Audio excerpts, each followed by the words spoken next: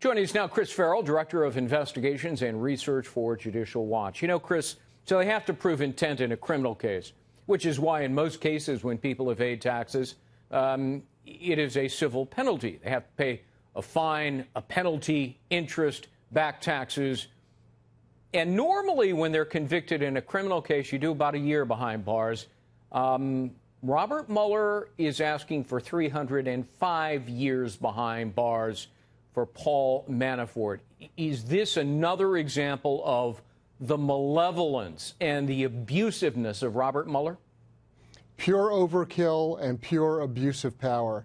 This is so over the top, so excessive, such a really reckless exercise in order to try to squeeze Manafort into saying anything that they can possibly dream of against President Trump or his close advisors. You know, this is the judicial abuse at the same level as the investigative abuse where they were trying to steer an election. Well, now they're trying to delegitimize and conduct lawfare against a sitting president. It's outrageous. I would underscore the term outrageous. You're absolutely right. Let me go to something else, because you have been able to, through a lawsuit, get your hands on FBI documents they never wanted you to see. Now, it's true that they are ridiculously redacted, which is what the FBI does. They routinely hide and conceal evidence and deceive FOIA requests as well as courts. But you found out through these documents that Christopher Steele, the author of the anti-Trump dossier, who was on the payroll, by the way, of Hillary Clinton, he was a confidential source, an undercover agent for the FBI between January 1st, 2016 and November 1st, 2016. That's 7 months before the FBI signed papers formally launching the Trump-Russia case, right?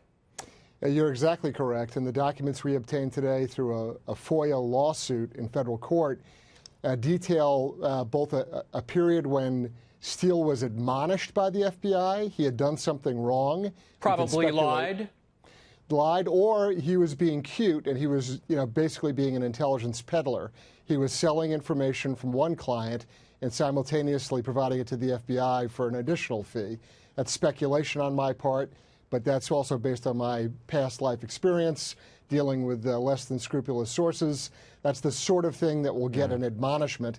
And then, of course, finally, we see today the termination paperwork where the FBI cut him loose because he had revealed or exposed his confidential human asset relationship with the FBI. All right, so the FBI and the Department of Justice used this phony fabricated dossier, unverified, to gain a wiretap warrant from a FISA court.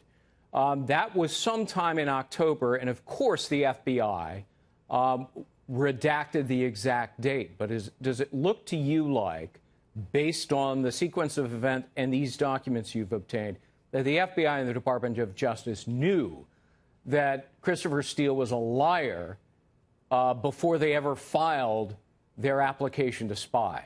Absolutely. I mean, they had sufficient grounds. They already had admonished him for some kind of misconduct. And then they knew the kind of game that he was playing. And, of course, eventually they had to disclose to the court in very soft, I would say, dishonest terms that they had terminated him because of his unreliability and his falsehoods. Look, they had a lot of guilty knowledge. They were not forthcoming with the court. In my opinion, they perpetrated a fraud upon the court. Right. Those warrants were unlawfully obtained. They did not contain full, complete, accurate information. And you had supervisory special agents and senior Justice Department officials signing off on them. I mean, this is compounding perjury as you go along. I wrote a book, The Russia Hoax. It came out about 10 days ago. I outlined this. Thank you. I outlined this very argument in the book. And the other thing I point out, I dug through court documents in Great Britain where Christopher Steele admits that his phony dossier is not only questionable in terms of its veracity, but he also says it's unverifiable. In other words, nobody could possibly verify it because it's based on a quadruple hearsay and anonymous sources. It's a work of fiction, is what it is. I mean, somebody could draft up a novel or something and submit it to a court. That doesn't mean it's real or it's true or it's accurate. There's all sorts of, look, it's reckless and it's corrupt as hell. Yeah, I mean, you know, I've read that dossier. Anybody can read it online. You should, because it's guaranteed to get a laugh. I mean, it's utterly ludicrous. I never fail to laugh when I read this thing. So the FBI knew it was phony. I mean, you just look at it and it's preposterous. And I mean, as laughable as it is, the tragic part, the outrageous part is it's the predicate, it's the foundation for, you know, a year-long surveillance of somebody who had virtually no connection to the campaign. Right. And it's part of this whole, you know, Russia hysteria, which is a manufactured lie. Is it clear to you, and as I write in the book, it's clear to me, that the Trump-Russia collusion investigation was really triggered by this phony dossier? The initial memo was written June 20th. And on the very day that Comey is clearing Clinton, the FBI is meeting in a building in London secretly with Christopher Steele, who surely gave them the dossier. And 3 weeks later, they formally signed the papers to launch the Trump-Russia case. Yeah, there's no coincidences here. I mean, when you look at the timeline, it is incredibly damning. There's a lot of guilty knowledge. There's a lot of perjury. There's a lot of very deliberate, there's a sequence of actions that show that this is a planned out, deliberate, corrupt effort to steer an election. It's that simple. And if you want to read more about it, read The Russia Hoax, the illicit scheme to clear Hillary Clinton and frame Donald Trump. Chris Farrell, thanks so much for being with us. Thanks, Greg.